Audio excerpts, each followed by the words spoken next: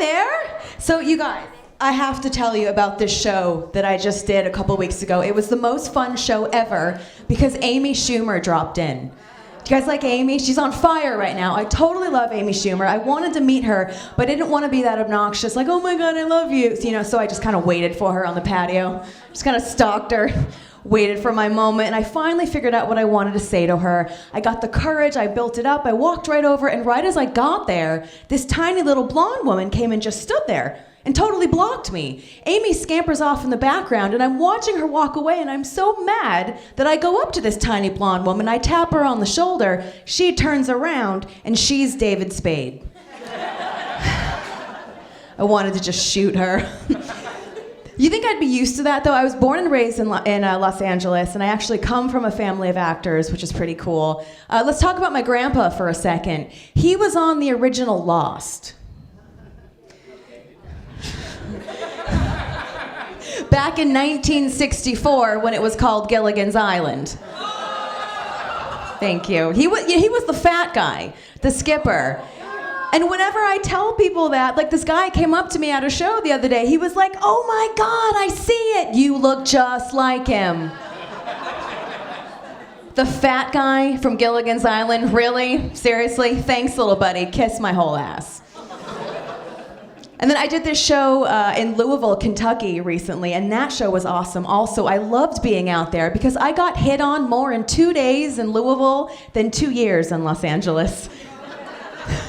Like apparently in Louisville, I'm a Malibu Barbie. In Malibu, I'm a Cabbage Patch Kid.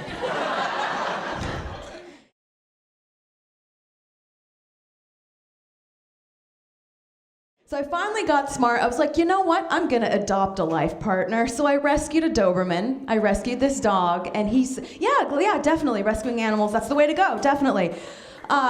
Here's the thing. He's so beautiful. Like this dog is gorgeous. Every time I take him out, I get whistled at so much that I'm really not sure if it's for me or the dog. So I'm gonna do a little experiment when I walk him tomorrow. I'm gonna wear clothes. I remember when I was filling out the paperwork at the shelter to take him home, I was looking, this is how my brain works, I was looking at all the dogs in the cages, and all I could think about was how cool would it be if there were a man kennel? The ladies are like, definitely, the men's silent. But go with me on this, because here's the thing, they would warn you about their negative qualities right off the bat. You know? Right? Like if they stray, if they're aggressive, if they're a musician. I've dated so many musicians, which is why I think I decided to get a dog. Oh, we have some drummers in the crowd. Fantastic. So I was like, you know what? Clearly I'm dating the wrong kind of guy. Maybe I should look for another group. So I went online and I took one of those personality quizzes. You guys, I took the which Disney prince is your true love? I got Flynn Rider. Silence, exactly. Who is Flynn Rider? I had to look it up too. Like he's the guy from Tangled, the Rapunzel movie. And here's why I got him. They're like, he's a bit of a narcissist, but he's very charming and attractive and will bring out your wild side. I'm like, seriously? Even Disney knows I'm attracted to douchebags no one's heard of. That's great. That's fantastic.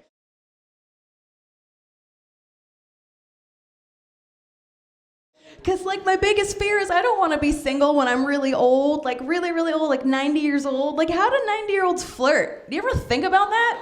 Like what do they say to each other, you know? Like Benny's over at the local IHOP at 4 p.m. and he goes up and he sees a hot lady. He's like, hey baby, are those real? Your hips.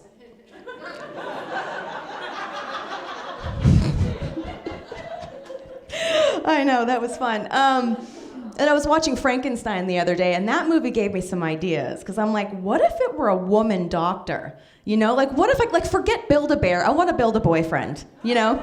Like what if I could just build my own man? Like what would I want? So I had to give it some thought, and I was like, okay, I would want the legs of Kellen Lutz, the abs of Ryan Reynolds, and the loyalty of Hillary Clinton.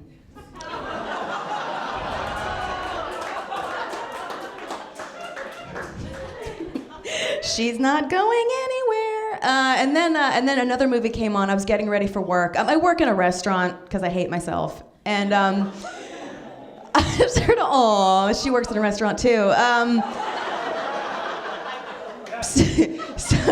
So I was watching a movie getting ready, and I realized something. You know you genuinely don't want to go somewhere when you'd rather stay home and watch Con Air.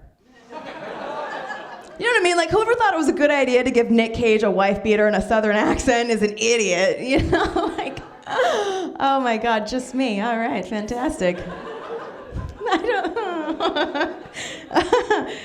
Here's why I don't like my job. It's because I have to deal with ridiculous people. Like, really, I work in Studio City. It's very, like, pretentious, a lot of money there. Perfect example, this woman came in the other day. She wanted to sit on the patio as the sun was setting.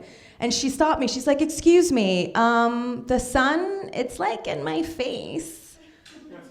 All right, ma'am, would you like to go inside? She's like, no, I'm enjoying the nature.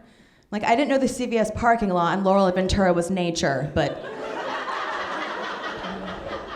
that's what you want to call it? Okay. She stops me 2 minutes later. She's like, excuse me, hi, the sun, it like moved. All right, ma'am, well, I can lower the blind, but it's probably gonna happen again. She actually stops me 2 minutes later and is like, excuse me, the sun, it like totally moved against the finally. I was like, ma'am, this is Earth. Like, I don't know what you want me to do, you know?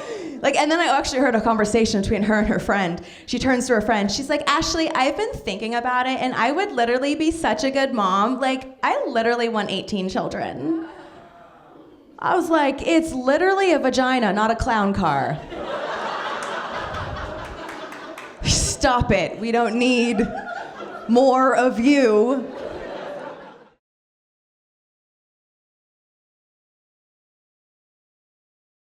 You know, and then I looked across and there was this man across the way and he needed a lemonade refill and I already got him like 4 or 5.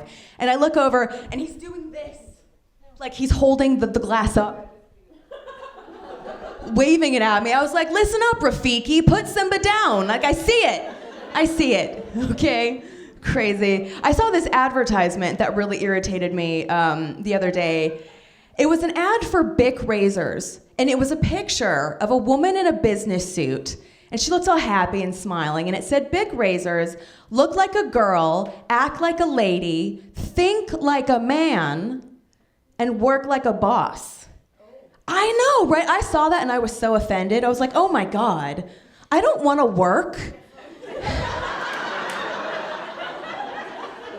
Like, it's the whole point. Anyway, so, and then the other thing that really gets me is, you look really bad. I was home watching TV when I got off work one day and this commercial came on. And it happens all the time. Like, you know, really bad commercial casting. You know, like you just don't believe it at all. Like there was this commercial, it's been playing forever, and it's Eva Longoria on the couch in her pajamas trying to convince you she orders Domino's, like off the couch in her pajamas.